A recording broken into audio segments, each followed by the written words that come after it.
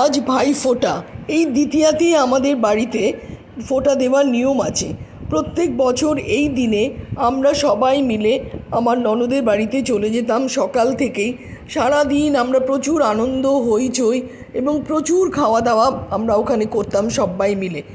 তো এবছর অ্যাকচুয়ালি আমার হাজব্যান্ড যেতে পারলেন না, কারণ বেশ কিছু মাস আগে ওনার একটা মেজর অপারেশন হওয়ায় উনি প্রপারলি চলাফেরা করতে পারছেন না।